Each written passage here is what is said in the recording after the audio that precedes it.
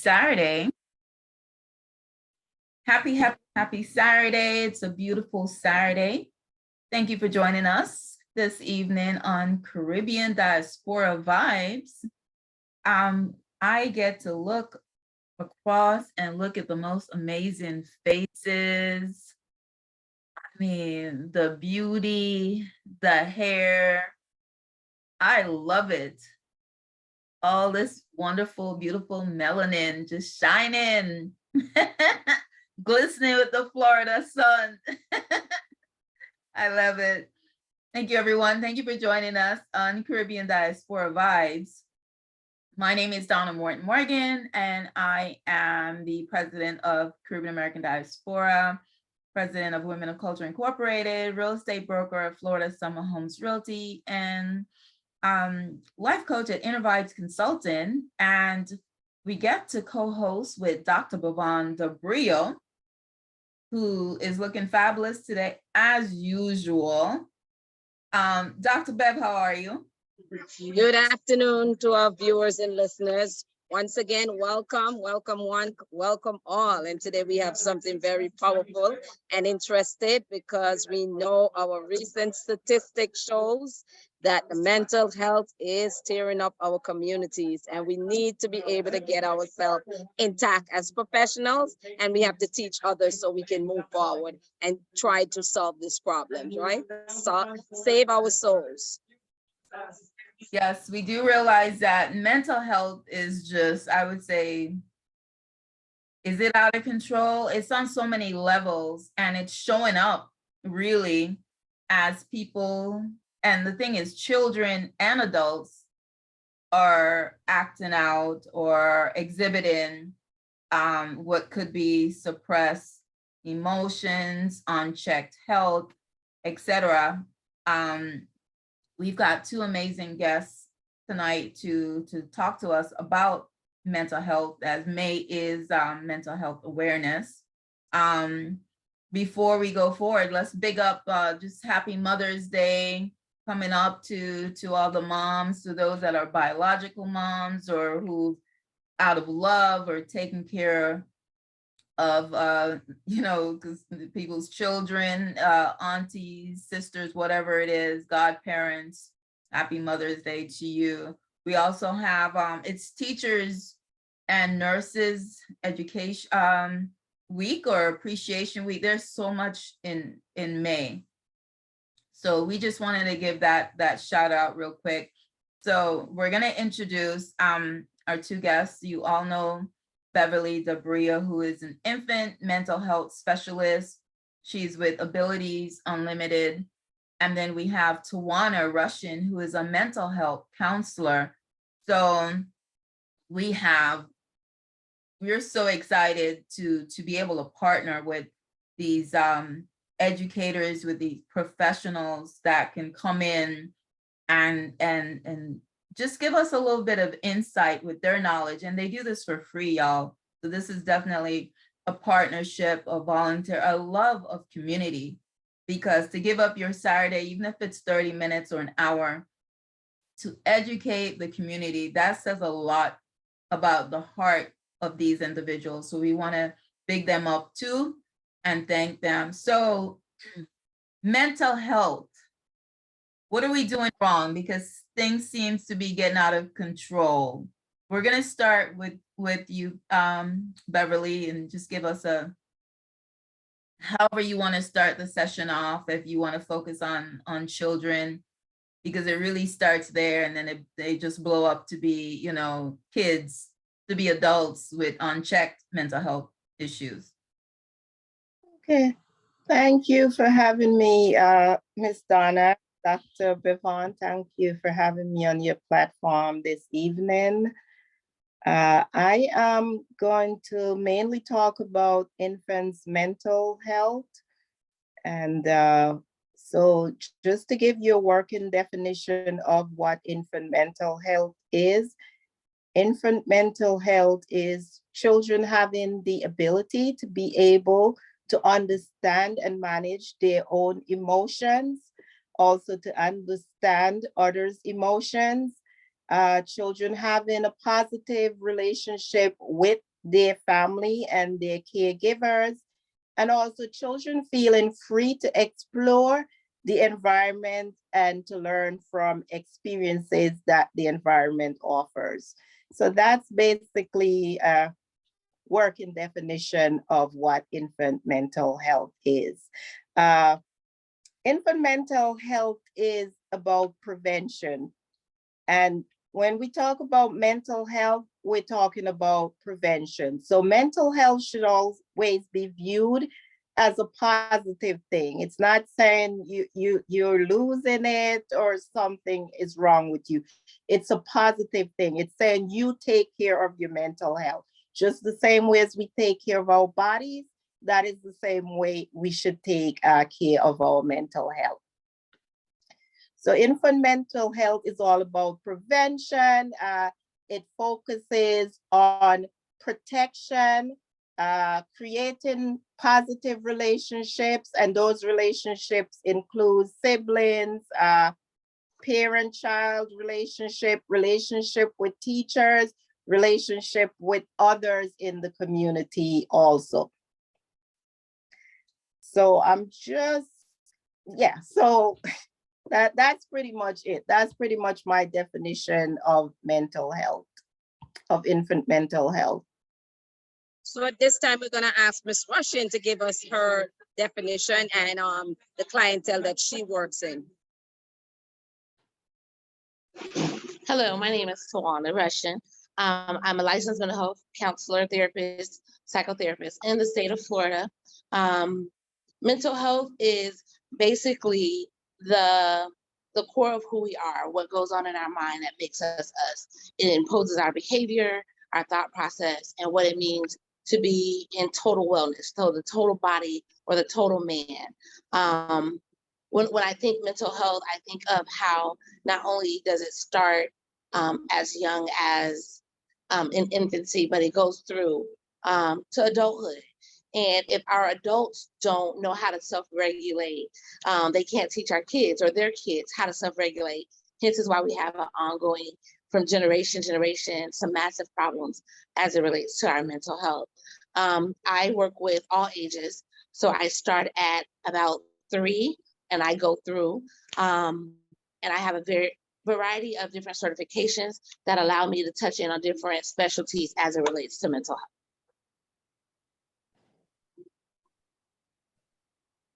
Thank you, Ms. Rushin. So You just mentioned something about different types of license that allows you to dig deeper or into different areas. Can you please elaborate a little bit on that? So I am licensed in the state of Florida as a licensed psychotherapist. I have a certification in what is called moral recognition therapy, which is used when I go sometimes into the Department of Juvenile Justice systems, in the court systems. I teach parenting classes in that. I'm also certified as a trauma specialist. So we've all experienced some type of trauma, but it allows me to go deeper into a niche of working with those students or those kids and their families who have dealt with trauma, whether it be a divorce of parents, where it is a death of a loved one, various types of trauma. I also have a certification in cognitive behavioral therapy, as well as, have a couple of certifications. I'm a national board certified therapist. I'm also a certified mental health certified therapist, clinical therapist. And so it just allows us to go across the board. I'm an anger resolution therapist, just a variety of things that I specialize in, just to make sure that the students that look like me are helped, and they're helped with effectiveness. All right, great job. We just wanted to give our audience an idea when you speak. For Beverly, I know Ms. Tajuana just touched on this, the word trauma. Can you give us a brief explanation on how trauma can affect the brain? All right, so I'm looking at it from an early age for infants. During the early years, say from 0 to 1, the brain is making millions of connections per second. So these early years will determine, for the most part, who we become. So it's like building a foundation for a house. You know, you have to build a strong foundation in order to have a strong house. So what the brain does, our brains are not fully developed at birth. Our brain, we are born with brain cells, and then our brain cells begin to make these connections. So these connections are what the things that are vital for things like learning, our physical development, speech, all those things. So our brains are making connections. So if a child has experienced trauma, and trauma can be experienced in the womb. So I also provide services for people who are making a baby. So even before birth, we can begin to intervene. So if trauma is affecting the child's brain, the child may be born poorly developed. The brain may be smaller than a regular brain. The child's brain may be stagnant, meaning it's not doing what it's supposed to do. It's basically not very active in making the connections. On the other hand, if we do have positive experiences and positive interactions, then we will develop a more healthy brain. The brain works on a use it or lose it system. So basically, if your child is not doing a lot of things at a younger age, the brain is going to begin to, it's like pruning a tree. You begin to clip off the parts of the tree that are not important or you don't need.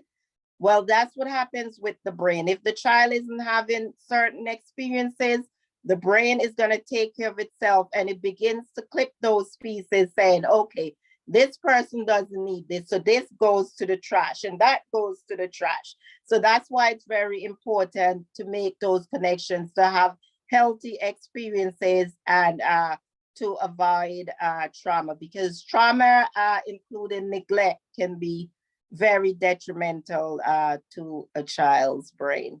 And when I say trauma, I'm talking physical trauma. So it can be, drug use while you're pregnant. It can also be emotional trauma, like not giving your child love, not, having a connection with your child moving from one place to another place, not really getting that love and warmth that the child needs from adults. Wow, I don't think I've ever heard it explained. I think we just need a whole class just on that. Do you know how many women are in traumatic situations, stressful situations, that are pregnant? Yelling and What we call them, pregnant and barefooted. It's just so sad. It happened, It's happening around us. I mean, powerful information. And this information needs to be more out there. Why is it not more like warning, like label, to say like, when you are pregnant, this is happening, this can be the result, so that at least it would be, and the man involved would be a little bit more like, wow, okay, so if this is happening around us, this can affect our child. Because people are like, oh, well, you're pregnant, the child's not here yet, so nothing is going on.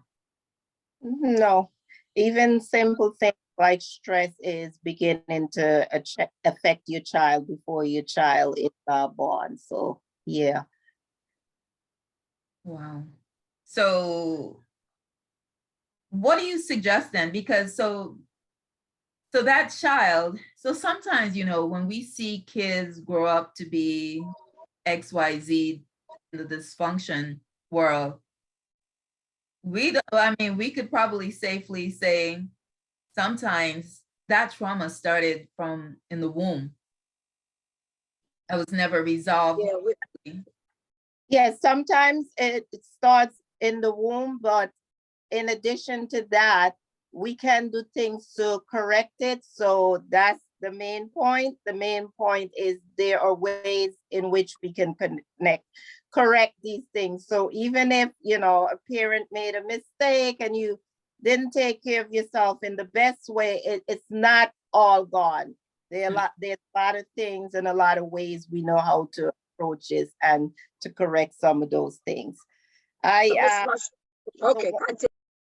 Okay, you want me to continue? Yeah. Finish your last point before I move on. Okay, so one thing I want to say, there's a saying you can't, well, it's hard to teach an old dog new tricks. Well, the opposite is also true. It's easy to teach a new puppy, right? New tricks. So I call their young brain, I call it a sponge brain. And I like to call older brains, I call it a stone brain. So for the young brain, which is the sponge brain for children, it's easier to learn things. That brain is more flexible. That brain is very inquisitive. That brain is better because it takes more risk. Older folks don't like to take risks. Children will try anything. And that's why children are so good on the computer, because children will press all the buttons, right? All the folks, we're afraid of pressing the computer because we think we're going to break it, something is going to happen. But those kids, you put them in front of it and they're trying everything and they're going to make it work and they're going to get to where they want to get to. So basically, the younger brain, we have less experiences. So that also means that even if the child has a lot of negative experiences, those experiences are less, because the older you get, if you're having negative experiences, as you get older, you're building more and more and more negative experiences. So yes, so early on is the time to intervene for those of you who have children. I'm gonna ask Ms. Tajuana on that point. Take it from there, what you see in your environment of working with the school age and adult on the same trauma. Expand that on your level. So trauma, what we use is called ACEs, Adverse Childhood Experiences. And it's a 10-question questionnaire. This study has been going around for quite some time now, but it derived with a doctor, her name is Nadine, and she basically said there's areas of our lives that if these things are affected between the ages of 0 and 18, we're more likely or susceptible to encountering a mental health crisis or challenge. And so with understanding what ACEs is, it's asking questions like, have you ever seen your mom or a female get slapped by a man? Or have you experienced somebody being incarcerated?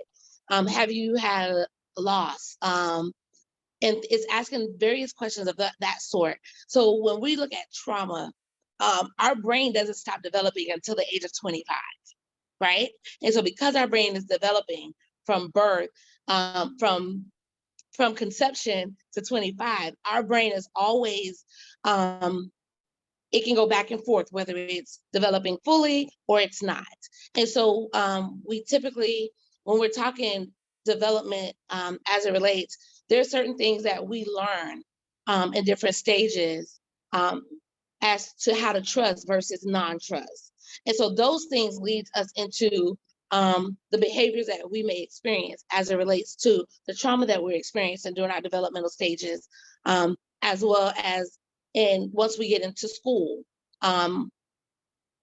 Since COVID, studies have shown our kids that are as early as 5 and 6 year old, they're experiencing anxiety at massive rates. And then when you go up to like 11 to 13, you're looking at mood disorders and you're looking at depression in our kids. And then once you move up again, you're looking at substance misuse. And it's because of the access that they have as it relates to just things that in my day we didn't have access to, right? And so they have open access to the internet, which gives them information that may not be true, but because they see it on the internet, guess what? It's true to them. And so because of access to social media or to false information, or them just, you know, peer influence is very big during the adolescent stages as well, right? And so because of that, we have them getting misinformation because their friends are giving them the information.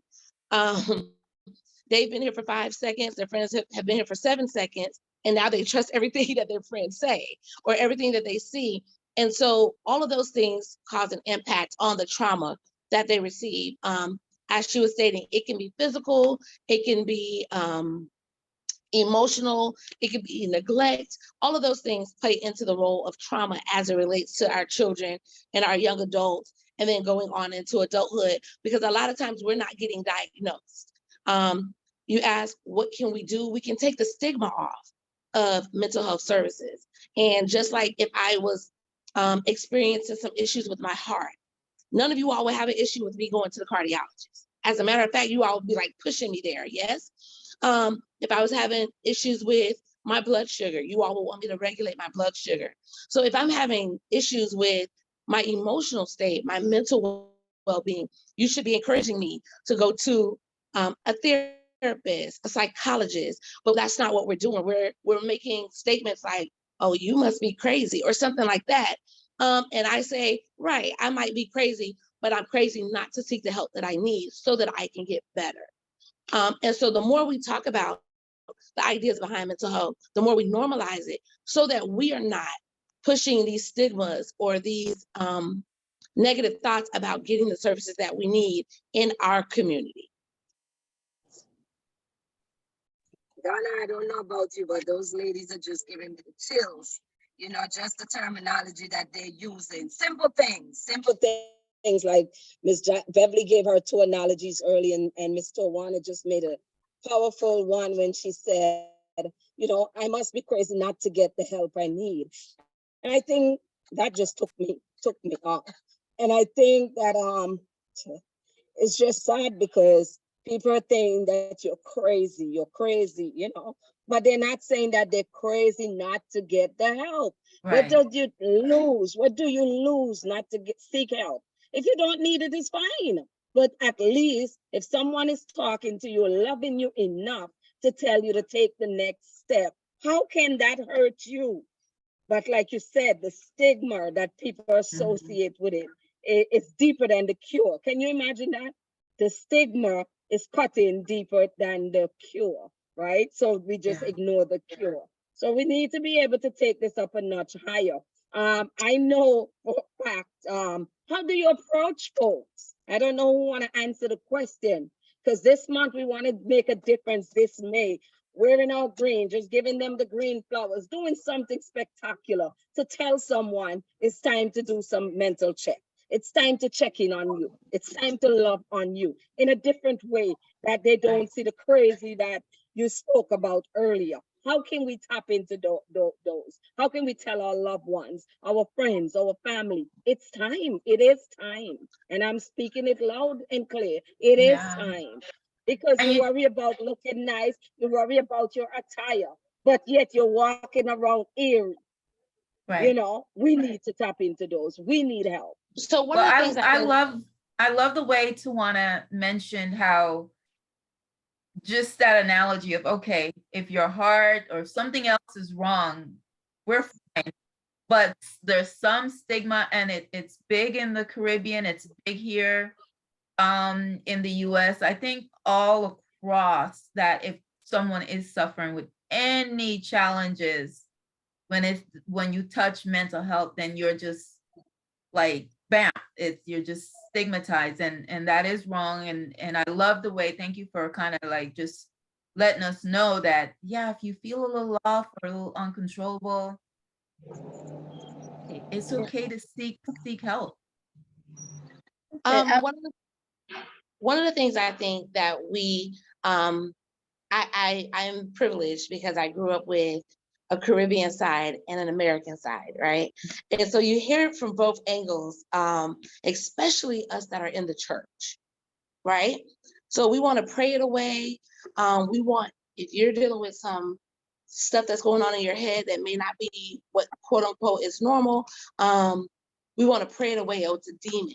And so we want to make sure that we're not putting those negative connotations on it. Because if it were me, I would say, okay, so diabetes is a demon, right? Heart disease is a demon. No, don't go get dialysis. Kidney failure is a demon. Mental health is in that same realm. And so again, if we're talking about it and we're making people understand that, hey, just like you can go get help for this and there's a specialist for this, there's also a specialist that if you've been feeling down for 2.5, 3 weeks, you might need to talk to somebody. Or if we all experience anxiety, right? These are buzzwords that the media has put out there, depression and anxiety. And every time something happens where there's a mass shooting, now it becomes mental health. Everything isn't mental health. Some things are just bad choices. And we have to key them in on those things. When you're suffering with the mental health, any type of mental health crisis, challenge, diagnoses, we are bound by a very specific set of standards that you have to fit into to make these diagnoses actually what we're working with. And we're looking at the signs that you're saying, okay, I used to be an up and chipper person. Now for the last month, I've been down and in a dark place. Okay, let's go talk to somebody about that. Or when I come on to speak about mental health, I feel anxious because you just never know how the conversation is going to go. But if it goes beyond me being anxious is just about presenting about mental health to it's interrupting the way I'm sleeping. It's interrupting how I'm doing my job on a daily basis. It's interrupting how I'm managing in relationships. Now it becomes a problem because you're over a totally like a number of spans or different arenas. And so it's not, I'll use ADHD. Everybody in the school system wanted the kids to be ADHD, right? There was a keyword, to me, that was the buzzword at the time.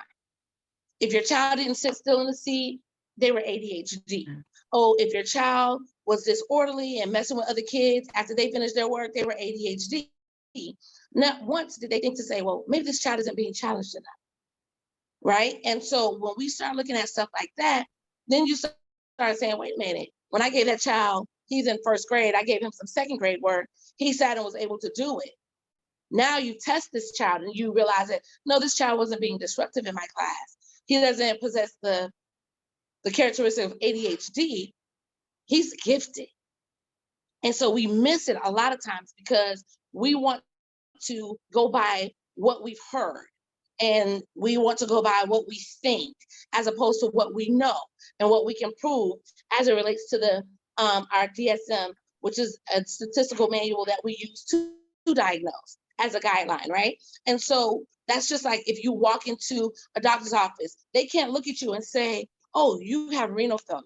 Do you understand what I'm saying? They have to do some tests. They have to go through some things. And so if we would stop allowing people to put something on us and get the real criteria or get the real people that are able to diagnose us with these things, then we'll start killing some of the buzzword talk, as I call it, that is out there.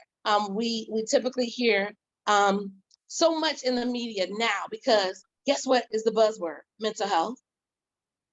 Everything is mental. And again, not everything is mental. Some things that you made the decision to do this, that has nothing to do with your mental health. That has to do with your reasoning skills, which can attach itself to something mental health. However, it doesn't have to.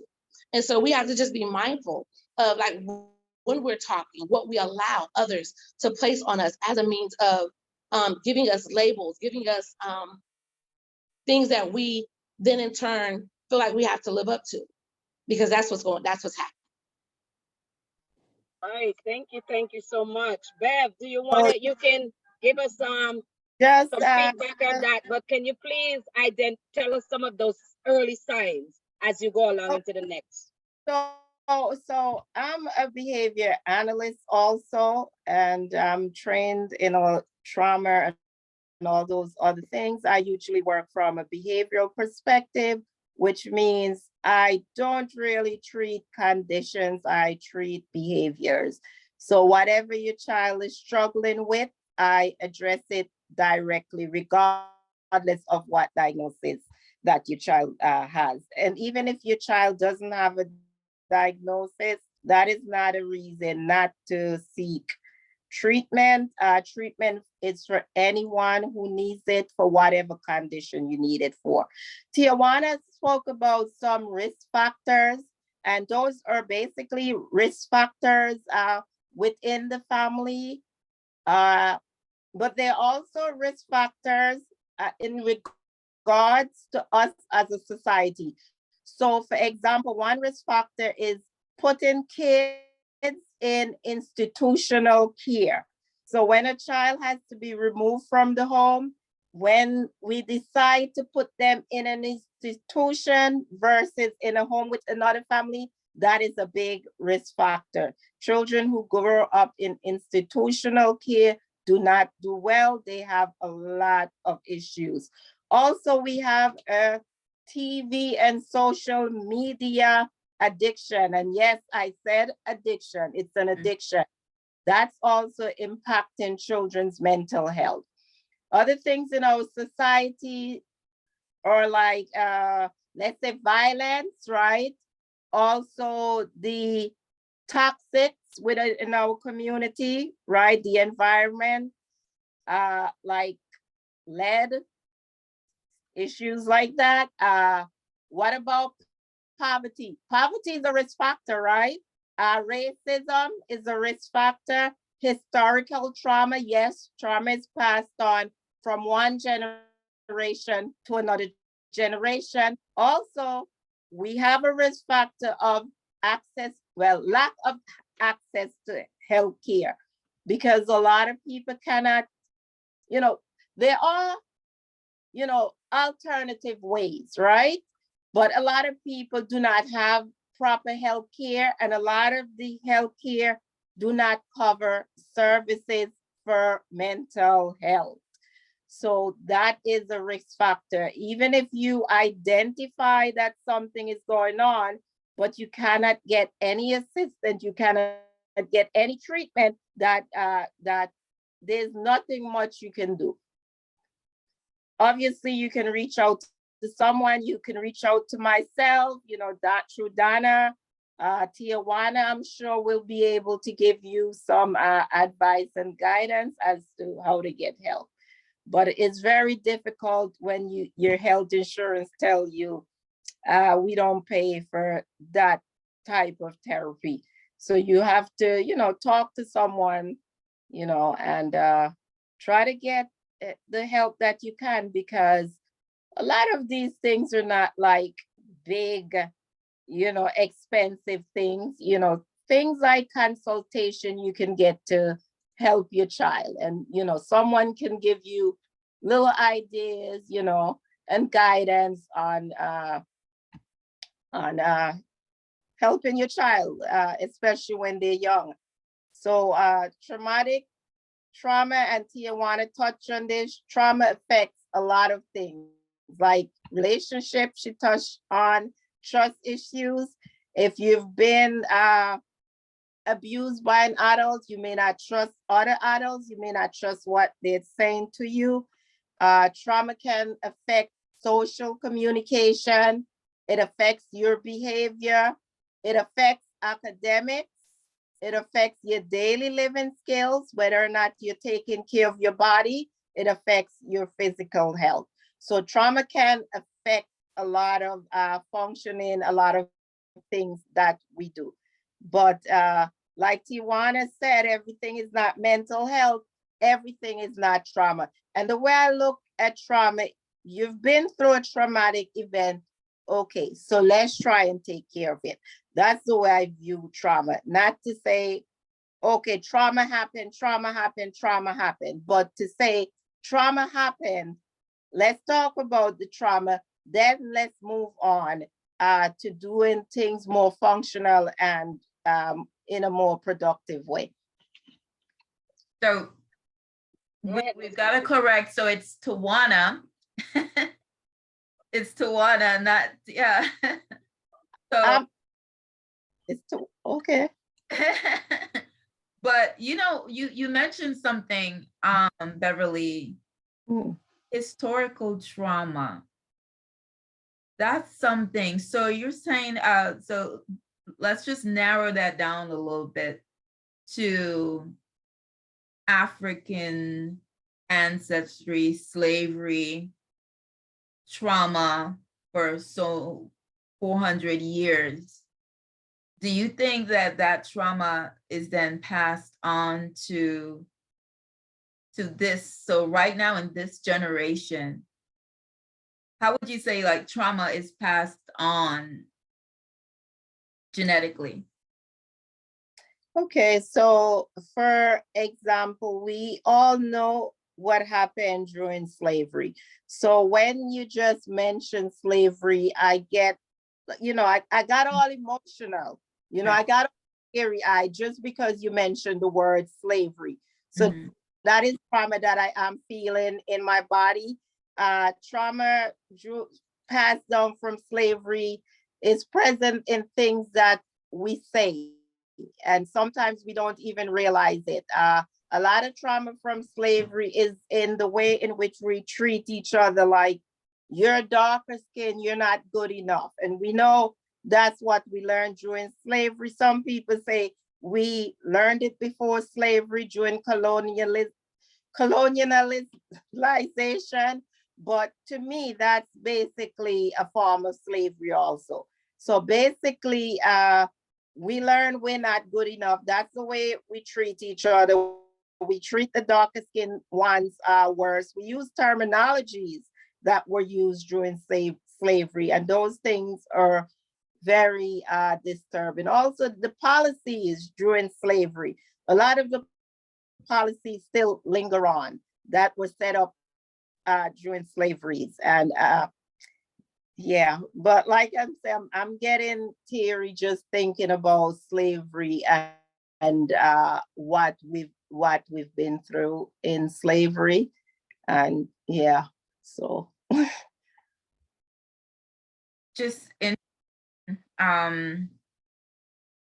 just see how many facets that you ladies have mentioned that trauma alone can affect the relationships, the behaviors, social trust. It's like, and that could be just something suppressed even as a child, as a 1-year-old in the womb, a 2-year-old, a 4-year-old, and then we become a teenager. It wasn't dealt with. Could have even been forgotten. But that trauma is still there. And then as an adult, and we see it in the relationships. And I like the fact that you said, Beverly, you treat behavior. You analyze so you could probably judge someone from the way they're acting or speaking, character, like, okay, that person's experience, because it kind of flows. The behaviors seem to flow from something, from somewhere. mm-hmm.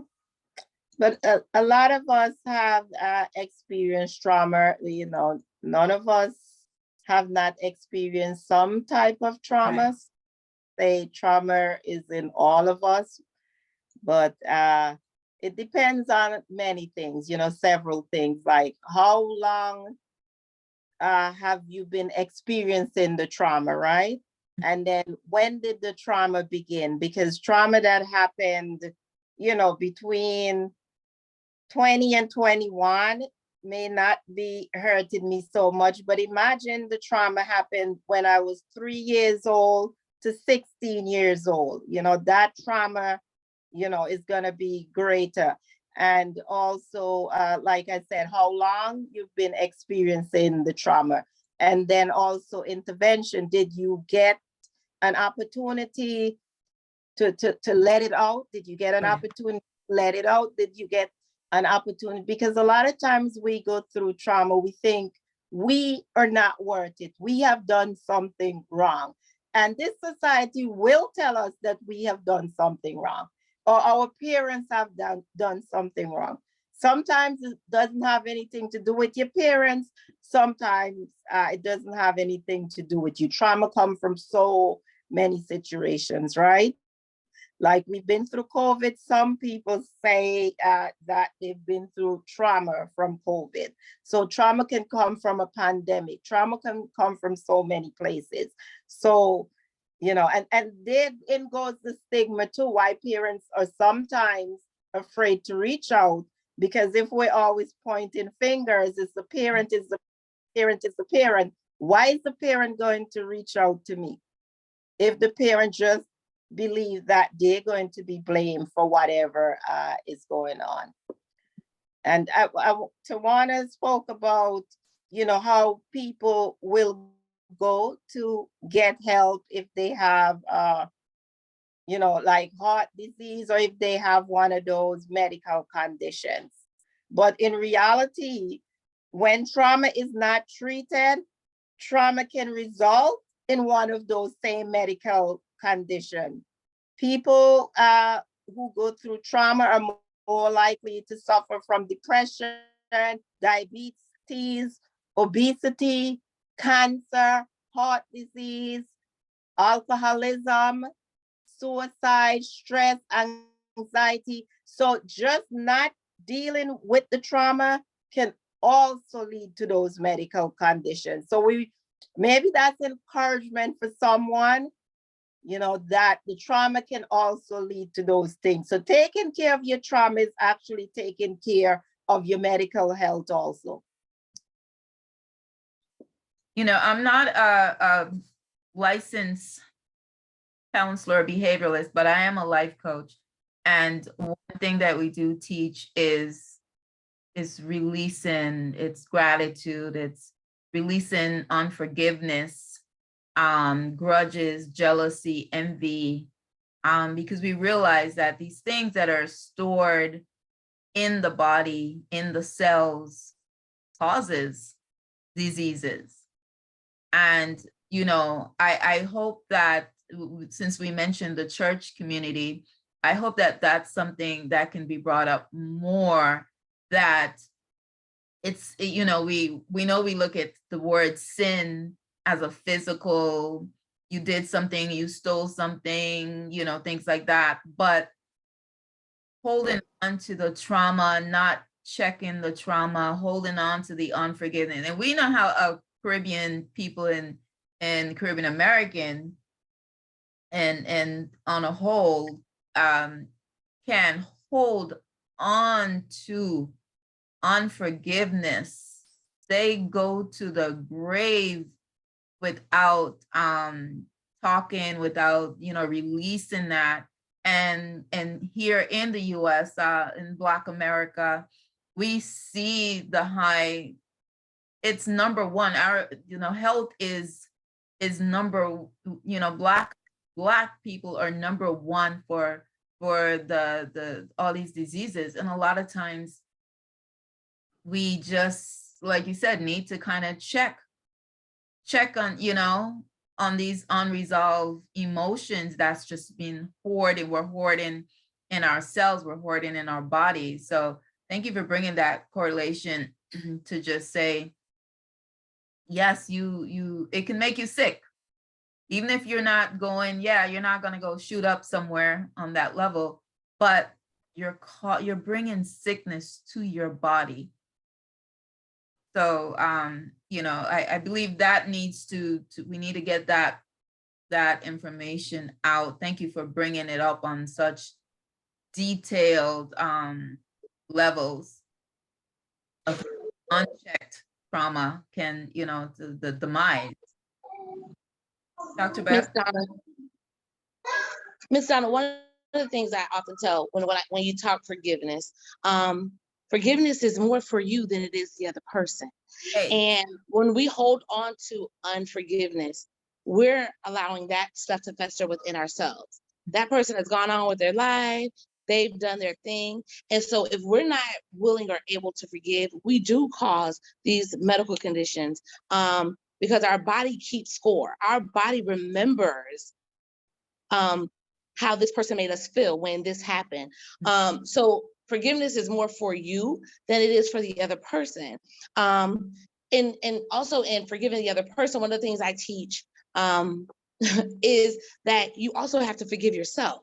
Right. And a lot of times we don't look at the forgiveness that we owe to ourselves because we stayed into a situation too long, or we allowed this to go on for X, Y, Z, or we thought we were doing what was best for this person as opposed to putting ourselves first. And so forgiveness, like all around, is about, again, not only forgiving that person so that you can have freedom, but forgiving yourself so that you can have freedom. Yes.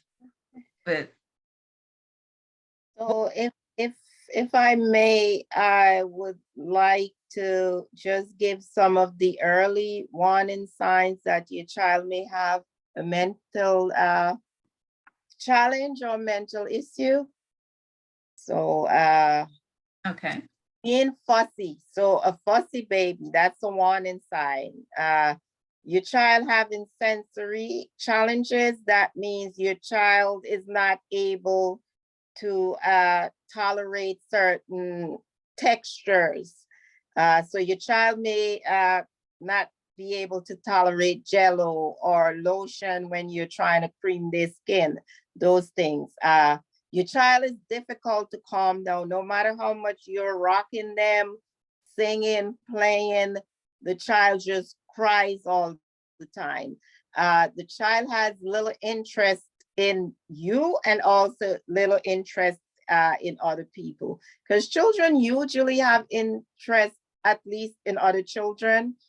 Your child has problems sleeping and your child has problems feeding. So your child only wants to eat certain foods. That's a warning sign. Limited display of emotions. Your child has one emotion all the time. That could be happy. It could also be sad, but there's not a range of emotions. Your child has a difficult time to manage their emotions. So when they're angry, it's very difficult for you to soothe them or to calm them down. Also, your child is showing aggression, tantrums. Your child may be very fearful, afraid of everything, and your child may not seek your approval. Children always seek adults' approval and adults' attention, especially if you're their main caregiver. So if they're not seeking your approval in any way, if your approval doesn't matter to them, that's a warning sign. So those are some of the major warning signs. Wow. What is Before Miss Tajuana gave us, Miss Rushin, I want you to give us those signs that you're seeing in the schools. But before you do that, Bev, can you identify or name a few of those food items that we're talking about? Oh, you want me to say the food? A So, few of them, yes, the main ones. So the children, the main ones that they would like are salty, dry, fried food. So we're talking, they want to eat pizza all the time. Pizza is a big one. French fries, potato chips, hot dogs, right? Chicken nuggets. So those are some of the big foods that they tend to stick to. And fried chicken. So if they're gonna eat meat, they like it fried. You have to give it to them fried. Right? Thank you. Fry and salt sums it up. Yes, Miss Rushin, you wanna tell us about the signs? I know working in the school system. So you'll notice things like increased crying. They'll be withdrawing from friends and family. Things like their grades decreasing, their appearance. They used to come and they used to be well kept. Now they come and they're disheveled, or you notice that they're not hanging out with their friends that they used to hang out with. Now they're isolating and they're by themselves. You notice that they're not eating at school. So instead of going into the cafeteria, they're avoiding the cafeteria, which could also mean that something else is going on. Other signs and symptoms that we look for aggressiveness in them. They used to be like kind of chill. Now they're aggressive. So we look for a change to have shifted. If they're aggressive and they've always been aggressive, that's not a change. But that is a sign that something is still going on. So we look at major changes that they may display in the course of a month span or 2 months or however long. Again, when they come or when they're referred to me, I ask for what is the frequency of this? So how often is this happening? When it does happen, for how long is it happening? That's the duration. And then what impact is it taking on their daily living? Are they able to function? Are they not functioning as a person in their typical age group? And things of that sort. So that's what I'm looking at when I'm referred a student, or even when I get an adult, I'm asking them for those key terms or those key things. What are you experiencing? How long has it happened? When it happens, what does it impact? Are you not able to go to work? Are you not able to maintain relationships? Are you not able to concentrate on your work and, function? So we talk about that, and we look at the level of functioning that the people have as they're experiencing different signs and symptoms of various disorders.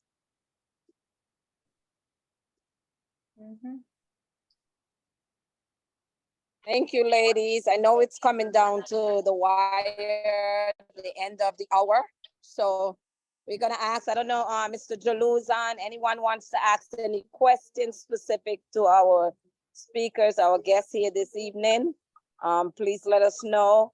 As well as we're gonna ask our guests, Ms. Rushin, you can start first by letting us know any key pointers that you would like to send to our audience to let them know how to go about checking out their mental health, any pointers, signs, anything that you would like to leave with us. Yes, if you're experiencing anything that lasts more than a 2-week span, if you're experiencing being down for more than, I say, a week, it's time to tap into what's going on. When it becomes more than 2 weeks of feeling down or anxious or not feeling like yourself is what we typically say, right? It's time to talk to somebody. If it's affecting how you are able to function, as I stated before, if you're unable to work or perform like you used to at work, if that has shifted, if you notice any major changes in not only yourself but others around you, that has like prolonged itself from their eating habits, how they're kept, how they're responding to different things that happen.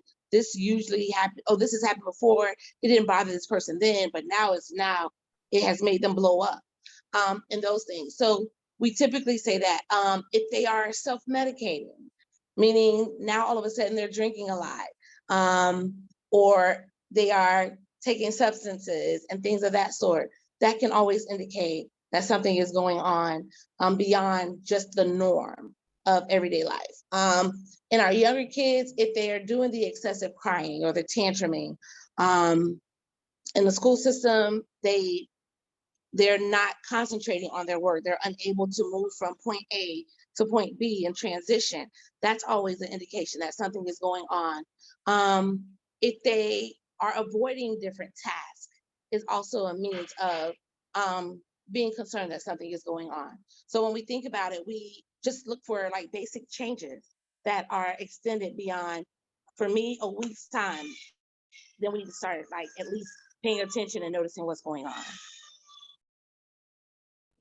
Thank you so much. Beverly, can you give your pointers? You want something to stick it? Let's stick it right now. I have a lot of techniques and a lot of things you can do, but I'll just give you the main ones. So I'm going to say one of the main one is to build a positive relationship with your child. That positive relationship is built on mutual respect. So that means you listen to your child, but your child also listens to you. It's a mutual relationship. Also, I want you to know that how much money and education you have is not going to protect your child from having these emotional turmoils. It's not going to protect your child from having behavioral issues, mental health issues, none of that is going to protect your child. Your positive relationship with your child is a bigger factor or more determining factor than those things. Also, seek help if you need help. The regular things that you're getting, the regular information that you're getting, it is not telling you how to grow strong children. Some people know how to grow strong children, and some of us do not. Some of us do not. So be careful what information you're getting. Be careful who you're talking to, because there is a right way. There's also an incorrect way. And anyone who tells you therapy is common sense, they have no clue what they're talking about. Therapy is not common sense. It's not. I took years and years and years and years of learning, and I never, ever stopped learning. Every day, every week, I'm learning, because therapy is definitely not common sense. Everything you thought you knew about raising children may be the complete opposite. So you may have to relearn some of the things that you were taught before. But like I said, the information is out there. I don't know why people are not getting it, or people are not seeking it, but the information is out there, and it's your responsibility. Of course, we're all responsible, but you're the main person who can seek help, seek intervention for your child, and whatever you can get, because people will talk for free. I talk so much for free.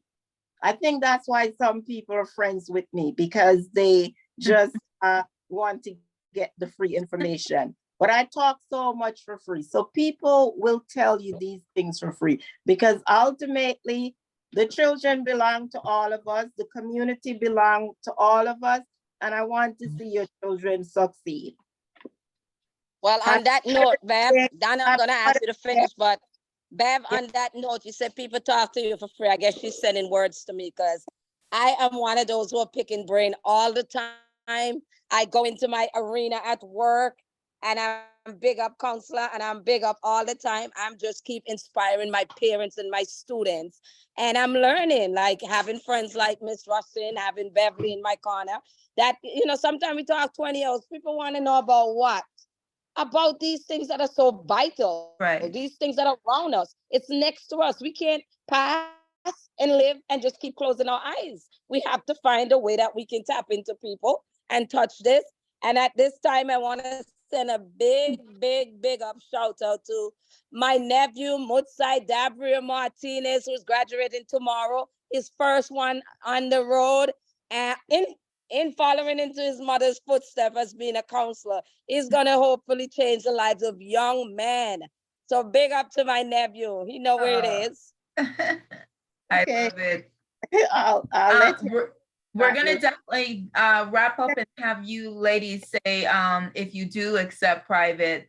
One thing I want to note is, you see how there's, just to get a driver's license, we've got to go through all these courses and take the test, but nothing is required to have a child. And that's part of the problem. And I think we need more parenting classes, even, before, because, what happens is we wait till something happens, that child is now 9, 10, 15, then we're saying, okay, you need parenting classes. But that, so much trauma could be avoided and hurt and for that child if it's done earlier in life. So I don't know if that can be brought up somehow, or how you push that, Beverly, since you're in early intervention, but I think we need it earlier than later. Well, yes, the early intervention doesn't need any diagnoses.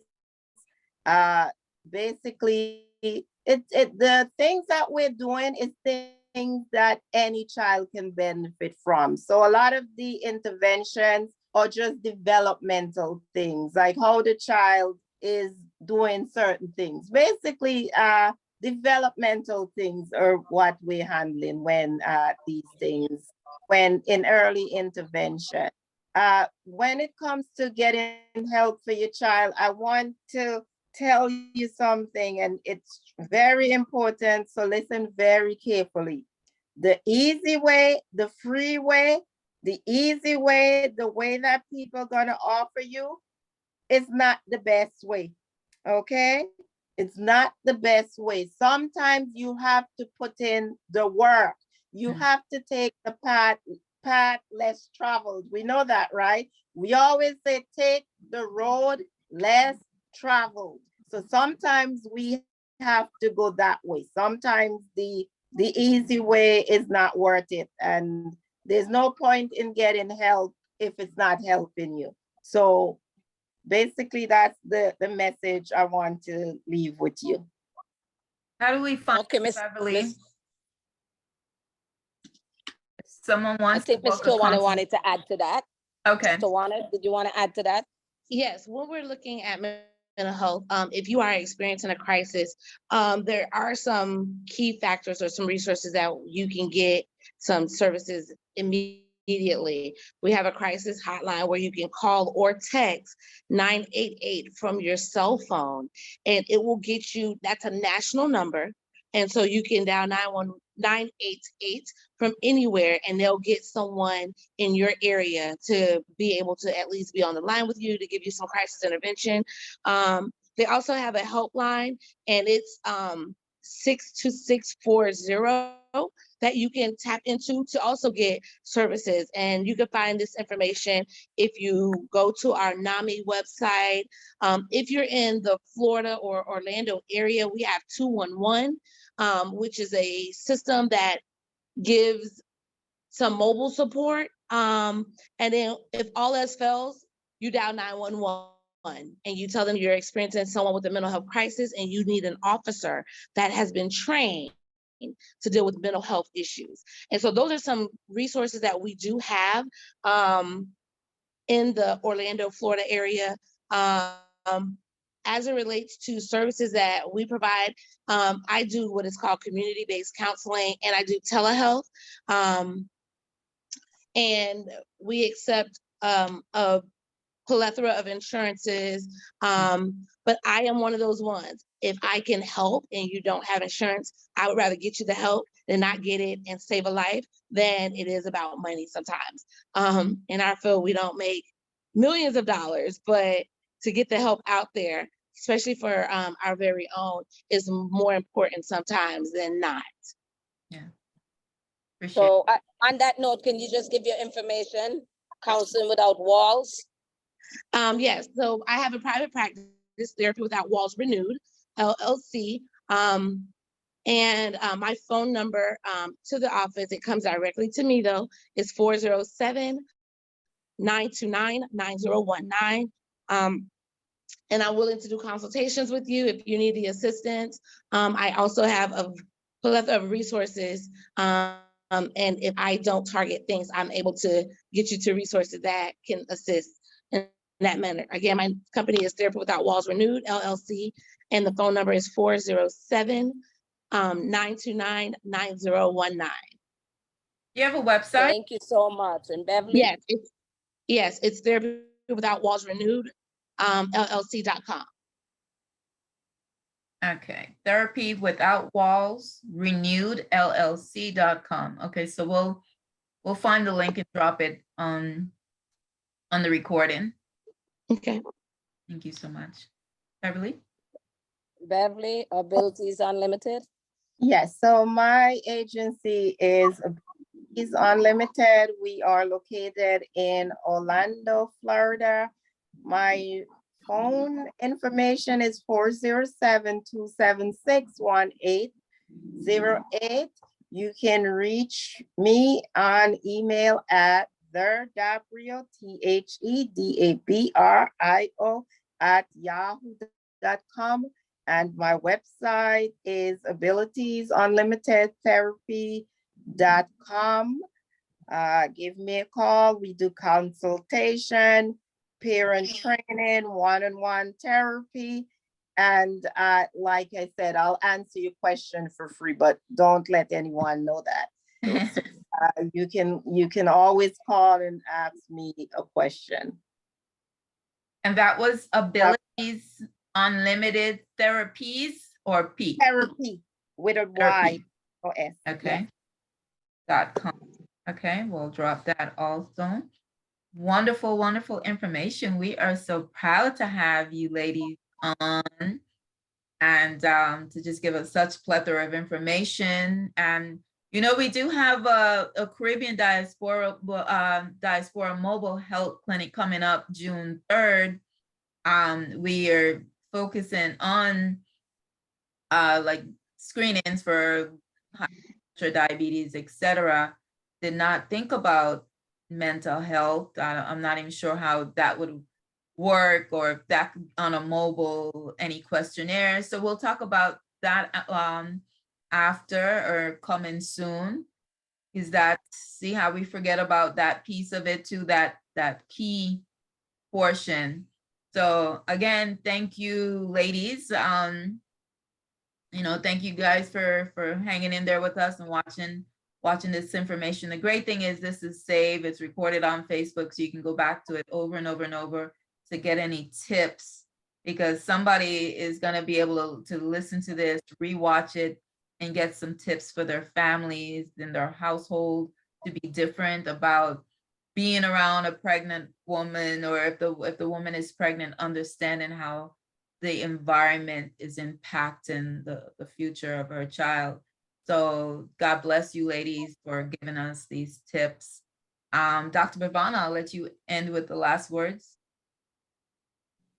All right. So it was just such a powerful, powerful evening.